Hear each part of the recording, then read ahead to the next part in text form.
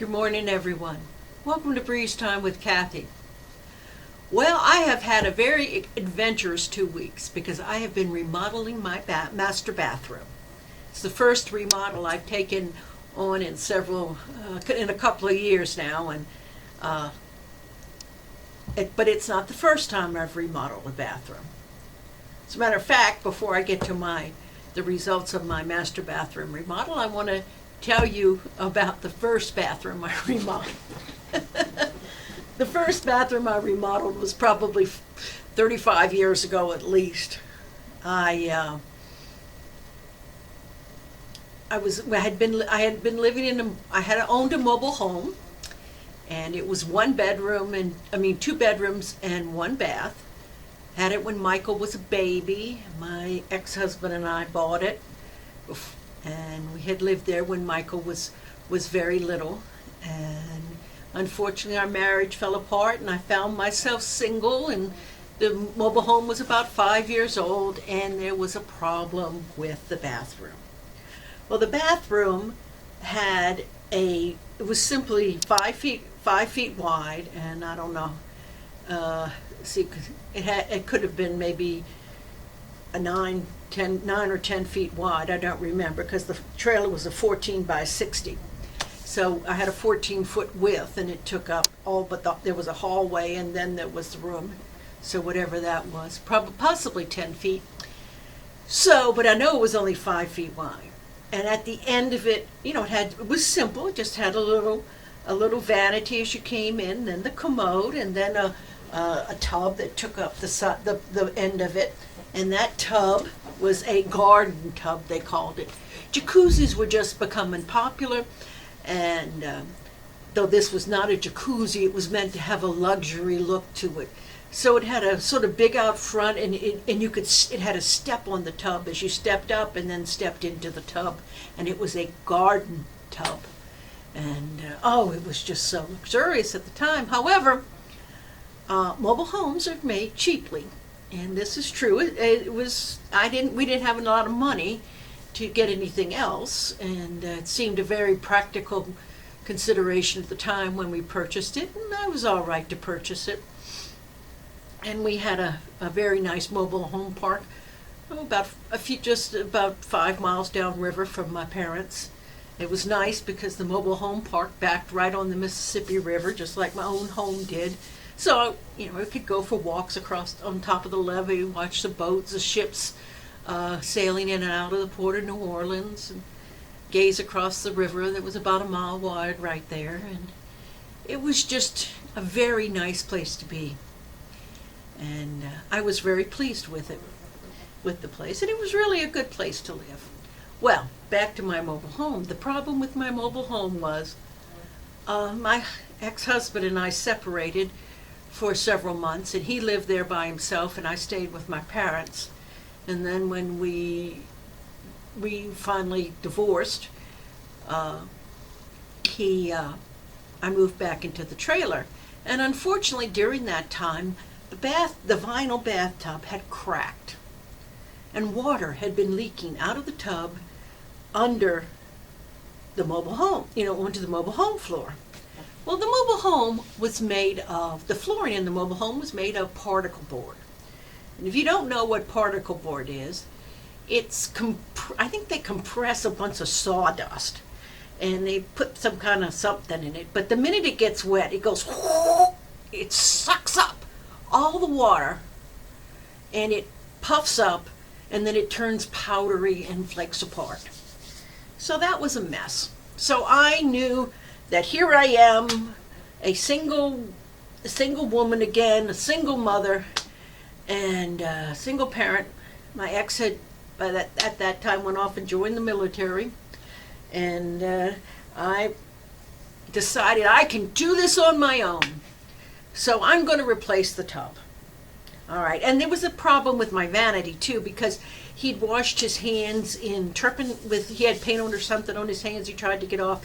And he used like turpentine on his hands to get the paint off, or paint thinner or something. And remember, the bowl was made of this vinyl stuff, just like the tub was, and it sort of ate it all up. So I thought, okay, I'm going to change out the vanity, the basin for the vanity, and I'm going to change out the tub. I can do this.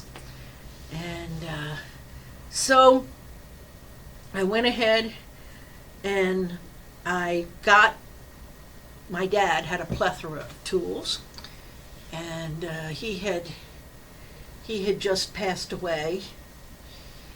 And so I went through, looked at his tools, and I found several saws. One was a saber saw. I don't know if you know that one, but it sticks out like the sword on a swordfish, or like a giant electric knife. You remember those electric knives everybody had to have in the 1960s?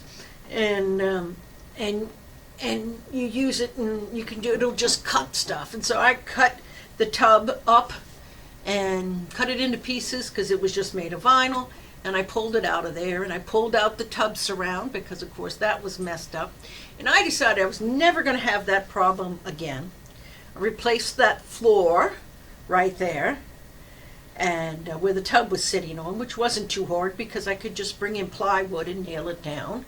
And I had my dad's circular saw too for cutting wood outside, measuring it and cutting it. And I was doing a pretty, respectable job. I didn't know how to do sheetrock work, drywall work, but I wasn't too worried about that because I planned on putting another tub surround up. So I just figured, not to worry about that. But anyway, so I laid that down, and I bought a steel enamel tub. And I measured it carefully. This was 5 foot wide, you see, and it was a 5 foot tub. Perfect. So I come down the hall with my bathtub. I don't know if I've got something I can show you. I'll make this book play like that's my bathtub. So I'm coming down the hall with my bathtub, and I turn, and I can tip it on its side, and I get it through the door, and now it's in my 5 foot long tub, see, is in my 5 foot wide bathroom. So all I had to do was turn it and put it in the end. Except, when you turn something, the diagonal is longer. So I couldn't turn it in my 5 foot room because my room was only 5 feet wide, and I don't know, I'd have to figure out what is the length of the hypotenuse of a right triangle in order to tell you but it's longer than either of the legs. I'm sure you probably remember the hypotenuse of a right triangle, and but I didn't calculate it, and I should have because I was good in geometry. Well, I couldn't get it in, and I couldn't get it in. I turned it this way, I turned it that way, I turned it this way. Finally, I did manage to get it sort of at an angle this way going in, but then as you brought it down, it was too big. So finally, I knocked out the back wall of the sheet of the drywall, and I got the tub in by some struggle. That meant I was going to have to redo the drywall, which I was no good at redoing drywall, but since I was going to put a tub surround up anyway, I decided I would just go get plywood. Plywood was much easier to work with. Not particle board, but plywood. So, after several days' struggle with the vanity, with the bathtub, it was time to turn around and tackle the vanity. Well, the vanity, I only needed to do the top of the vanity.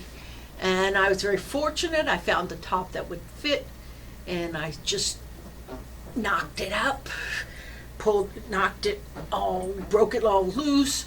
The pipes were a bit of a headache because the pipes were all made of, but they were all made of vinyl, PVC. And I'd helped my dad with PVC. I knew PVC wasn't that hard to work with. I couldn't figure out exactly how to make it work, but eventually I did get it done. Got a little advice from one of my brothers, and I got the drain hooked up, and I was so pleased, and I put in new faucets. I never could make the little thing, you know how you the stopper for the vanity for the bathroom basin. You know, you pull it up and it pulls down the stopper and you push it. It never worked, but that was a small defeat. I was willing to give in on that one. That was all right. Now I was going to go ahead, and I went ahead and pulled up the tile on the floor, and because I had pulled out the tub, I needed to put down a new tile surface because this tub was not as wide as the other tub. So I was going to go ahead and put down some more tile. And I pulled up the old vinyl tile that had been there, thinking I would just lay peel and stick tile, because after all, I was trying to keep it simple within my skill set, I thought.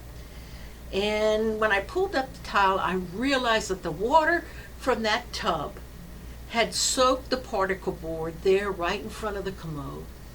You know, it had extended out, and that particle board needed to be replaced. It was sawdust in parts. So I went ahead and I got my saw and I carefully cut back to where the wood was good, and I kept the piece that I pulled out of there because I was going to use it as a template to cut out a brand new piece of plywood to fit in that spot. And I did. I took it outside. I measured very carefully. I cut the plywood all the way around using that edge I'd marked so I knew it was exactly the right size. And I went to go put my piece in there. Well, I dropped it in there. Excuse me, I'll put it this way. I dropped it in there, but it didn't quite fit. So, I kind of tapped on one corner, and I said, it needs a little encouragement. I'll use my hammer. I'll just tap it into place. Tap, tap, tap, tap. And of course that corner would tap down and this corner would pop up. And I tap, tap, tap the other corner, and I'd get 3 corners down, and a 4th corner would be popped up. But when I went and tapped down the 4th corner, another corner popped up. So it just wouldn't quite fit. It just wouldn't fit. It was just a little bit. It wouldn't fit, and I thought, it's got to fit. I measured it. I know I'm right, and it's got to fit. And I'm banging it with the hammer before I knew it to try and make it fit. Boom, boom, boom. One time, my hand slipped. Do you know what happens when you hit a porcelain commode with a hammer? It shatters into 1,000,000 pieces and water goes everywhere. It was just a disaster.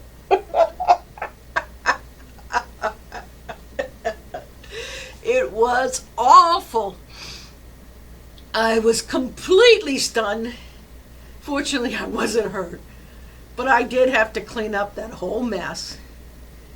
And now, you couldn't just look on YouTube like you can today to see how to put down a new commode. Now, I had to figure out how to install a new toilet, which eventually I did, Took me a while. You have to go get a wax seal, brand new wax seal. Every time you take it up, you got to have a new wax seal to put it down. And you put the commode on top of it, and you fix it. You hook up the water, and eventually I got it done. And then I laid my tile. And I got the whole bathroom finished. And it was... I had put up my tub surround. I hung a cabinet over the commode, and lo and behold, I had redone my bathroom by the hardest. It took me 3 months, I guess, of doing it myself, and that was the first and the very last time that I redid a bathroom on my own. Because I'll tell you what, when I remodeled the bathroom at my condominium where Michael and I live now, There was no question in my mind with my past history that I was going to hire somebody. And so I have saved my money until finally now when I have enough money to redo that master bathroom. So I'm going to we live in a condominium that was built in the 1960s. It's very comfortable, and it's only about a mile from here, which is nice. And though it's very comfortable, I have to admit, thinking on what master bathrooms are supposed to be has changed since then. And it was quite a lot of work to do. But I pored over catalogs and I visited, I looked at decorator things, and I'm sort of a traditionalist. I don't guess that surprises very many of you. And so I picked a nice color scheme that I liked, something simple, something basic, something a little classic. And I went out and through the advice of the engineering department at the condominium, they gave me a list of contractors they had worked with. Oh, wait. First, I went to one of those bathroom showrooms, those kitchen and bath showrooms that you've got. I figured I'd get some ideas.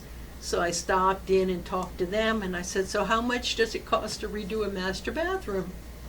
And they go, well, our jobs usually cost about $40,000 to redo a master bathroom. I choked. $40,000 to redo it. I had set aside $10,000 to redo a master bathroom. $40,000? And I thought I was being generous at 10. I was hoping to get away with 8, you know? So I said, well, that's not going to work. I said, I obviously don't have enough money. You can just stop talking now. I can't, I'm wasting, I don't want to take up your time. So I went to my, the engineering department, the management of the condominium, and I said, do y'all have some people, contractors who've worked here, that you've had good experience with? And they said yes. They had a list of contractors who they could recommend based on work they'd done in the building in the past. So I went ahead and got estimates from 3 of them. And then after I decided on a contractor, I learned that there's asbestos in the walls, particularly around a vent and the bathtub.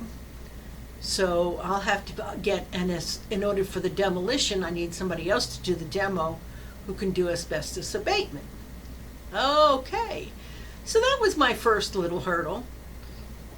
And that ended up upping the price just to $2,000 more than I had anticipated, and that ate up, and really I ended up doing the bathroom for the $10,000. For the $10,000 that I'd set aside and hoped not to spend the last $2,000, but asbestos abatement cost me $2,000, so it came out about right, about what I expected. Now I'm going to go ahead and show you a slideshow, a PowerPoint slideshow of the remodel. Well, this is the before for my master bathroom.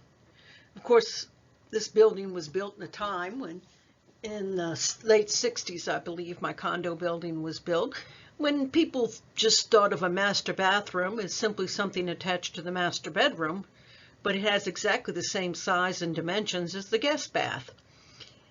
You can see the very typical late 60s nice yellow tile, 60s yellow tile, and the tile on the floor. Now it has had I suppose, look at that wood grain cabinets and all that sort of early-ish American looking stuff. I guess that's 70s, 80s maybe. So there's a lot of room for improvement, let's just say that. If you look closely here on the right side, you'll see that this is a fiberglass tub surround, a vinyl tub surround, and it's broken right there. And there's a crack you can't see that's just out of the picture. So redoing this bathroom was something that really needed to happen. So we went ahead and ripped it out to the studs, which unfortunately, before we could do that, before we could remove all the sheetrock and everything, I knew from the people in the building engineering department that there's asbestos in this building. So I had to have asbestos abatement come in and do all the demolition, which they did. And they had to do like they do here, make it an enclosed booth and take care of all that. And they went ahead and removed all my sheetrock, top, bottom, everything. And got rid of all the asbestos and all the fixtures.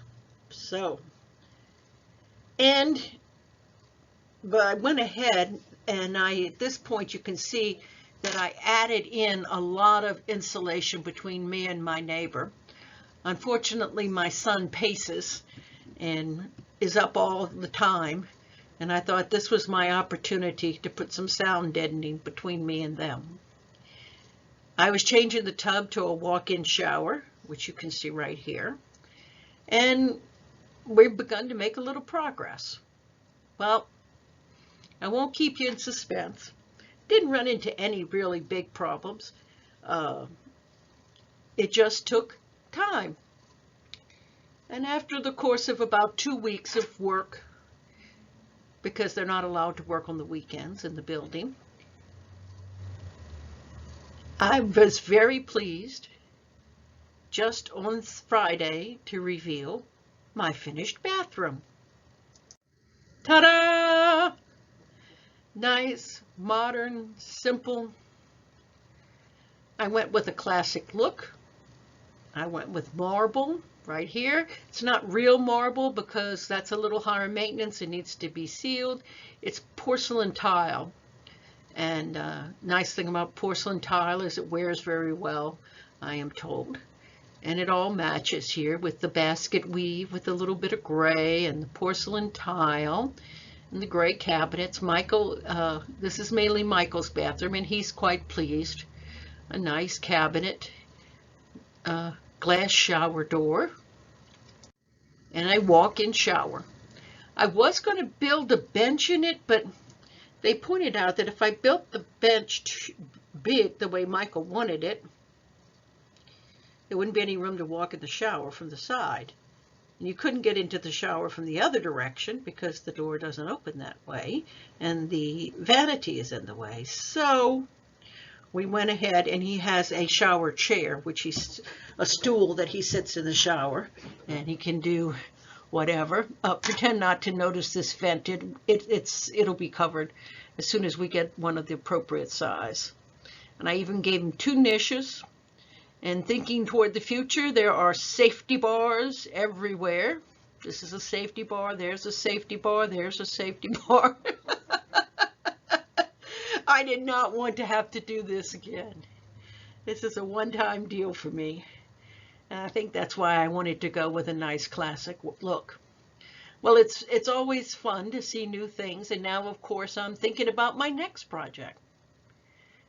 But at least I was blessed that I had adequate funds to have somebody else do the work instead of trying to do it all myself. Well, I know my adventures in remodeling are kind of funny, but I have to admit, when you've got the finished project, it certainly is nice. And now I'm turning my eyes on my kitchen. The master bath is quite comfortable.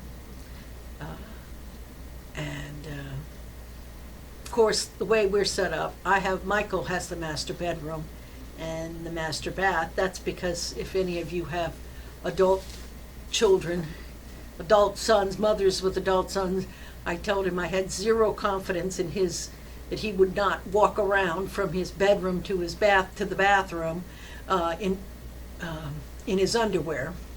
And I don't want to see that, so that's why I gave him the master bedroom with the bathroom, so I don't have to look at that. And that's worked out quite well. So I redid that bathroom that's been redone. That's Michael's bathroom. And now, of course, my bathroom, though it's not in as a sort of weary a state as Michael's bathroom was. It's not as run down as Michael's bathroom. But I think it can wait. Nope. My eyes are on redoing the kitchen because the appliances, a couple of them are very old, particularly the dishwasher. We're having trouble closing it, and it's a very old almond-colored dishwasher, which is, I think, 90s. I think almond color came out in the 90s, maybe late 80s, 80s or 90s. And it's seen better days. And so I'm going to keep on saving my money. And when I'm ready, I'll come and tell you all about my kitchen remodel, I hope, maybe during the summer. In the meantime, I look forward to talking to you again. And until next time, God bless you.